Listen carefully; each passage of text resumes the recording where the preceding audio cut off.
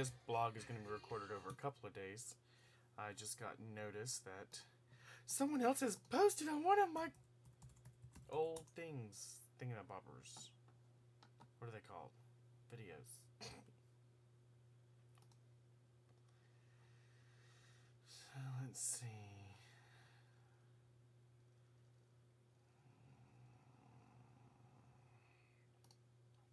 And it's on the gay marriage cannot be stopped. I really think that one of you guys died from AIDS, that they should dissect the brain to find out exactly what is going on so we can stop it. That's Cats 9 Lives 5. Apparently a completely ignorant person. House and Cuddy Kiss. Little Black Sambo. Oh, so you're a racist as well. And you're a friend of John McCain, it looks like. Oh, and you're a woman. So, cunt. Don't post shit like that on my blogs, thanks. That's right, you heard me. Alright, well, that was not as exciting as I had, well, it's bound to happen. I figured that would be,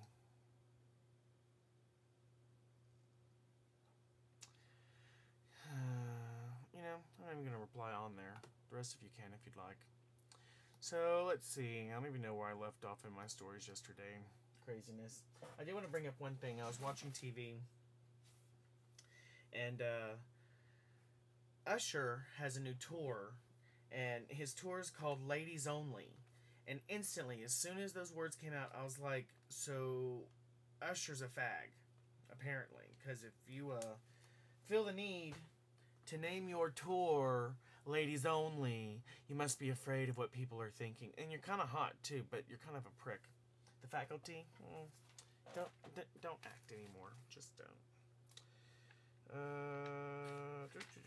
Oh, I was also watching Bill Maher, and I found out that Obama won only by 6 points.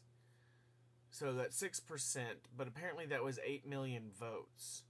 I'm referring to my other comment about if all those people came out and we still didn't have this, you know, landslide of votes, then has anything really changed or been accomplished except for 8 million people voted for the Democratic nominee as opposed to the Republican one this time?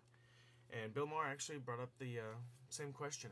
I was like, yep, that's what I was talking about on my blog.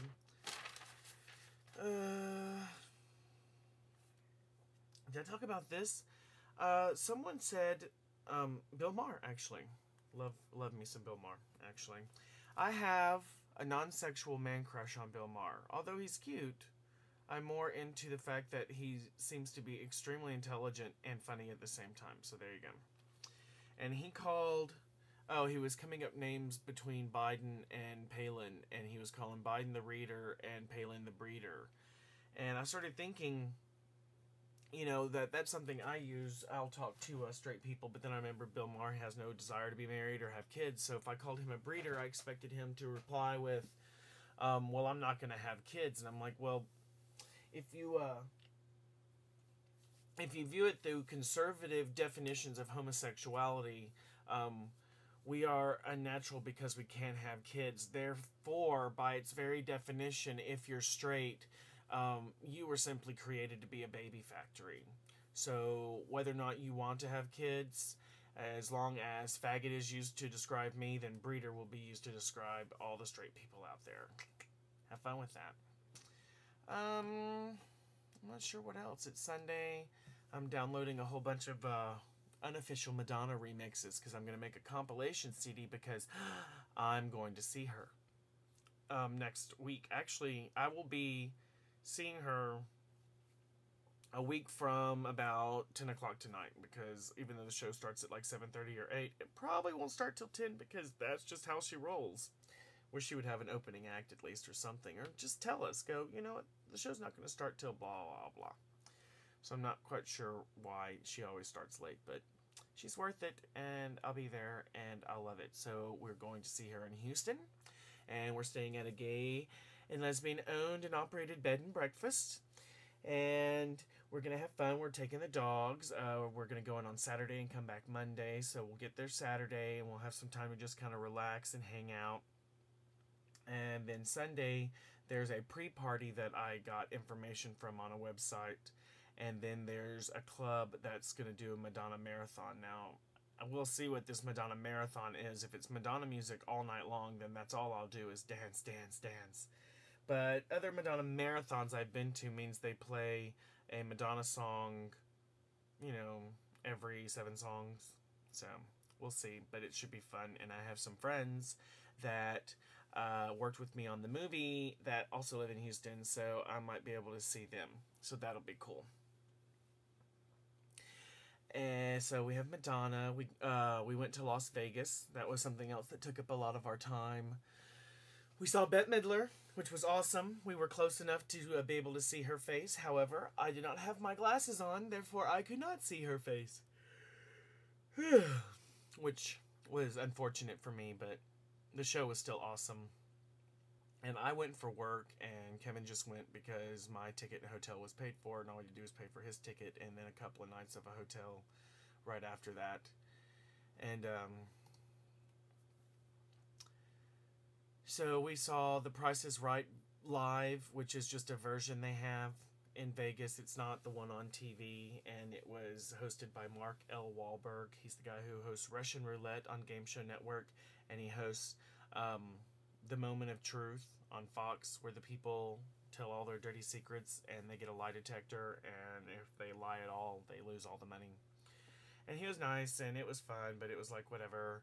And then we saw Chris Angel's Believe. It's a Cirque du Soleil show, and I thought, well, Chris Angel's cute. He has a nice body. He does magic, and it'll be Cirque du Soleil, so it's bound to be great, right? No. The Cirque du Soleil people, they rock. They're extremely talented people. Chris Angel, don't try to act. Just don't. Don't weave a storyline through. Don't lay on the stage crying like, you just electrocuted yourself, because if you had really done that and you really want us to feel upset, then you should turn the house lights on, and you should have said, everyone please remain in your seats until we can get him out of here, and blah, blah, blah, blah, blah. And some of the tricks, we could see how you did them because we were so close to the stage. So that was disappointing. The storyline was okay. The woman who played his villain in the show, she was fabulous. I loved her. She pranced around that stage like she owned it, and she did. And even the Cirque du Soleil people, the dancing was awesome, but they didn't really do a lot of acrobatics or gymnastic type things. They did some, and it was kind of cool. And the vaudeville guys who came out in the beginning, and they play with you, they play in the audience while you're waiting for everything to start. They were really, really good, and they were funny. I'm yawning. It's early. It's 20 till 9. I've been up for 3 hours now. So I've just come to the realization that Vegas I'm just not a fan. When we saw Madonna in Vegas, it was an unpleasant experience. When you go, you just have to have a lot of money, and you have to be one of the beautiful people. You have to be thin and gorgeous and stupid or something, because everything is kind of not exactly awesome. And so when you pay that much money, you kind of expect everything to be awesome. But it's fine. We've been 3 times, and we did the touristy things the first time, so it's kind of hard to find new things to do unless you just try out new stuff and good Lord, spend a bunch of money on shows, because all the shows are expensive. Twice we were trying to play at the bar so we could get free drinks, because they say, as long as you're playing, you get free drinks. And both times we were told we weren't betting enough, or we had to bet more, or they would have to charge us. And I'm like, really? Really? All the money Vegas takes in, and I can't bet this small amount so I can drink my fucking martini in peace? So, of course, they got tiny tips, and I would just leave with my drink. I'm like, I'm not going to waste my money. And then the waitresses who bring you drinks, apparently they expect to be tipped more than $1. And I'm like, you know what? You just brought me a shot glass full of ice with about this much jet fuel in it. You're not getting more than $1. If you bring me a big tall vodka, you may get more. But you just have to figure out. Everyone's tips. There are tip lines at the Starbucks, like on the receipt. Put your tip in. I'm like, no, you just walked over there and grabbed that out of a freezer. So, no. So, I don't know. It's weird. It's a lot of money, but we did find this one thing, and we saw it the first time we were there, and it's a little crystal cube like this. Actually, I'll pause it and I'll bring it in here. Okay, here it is.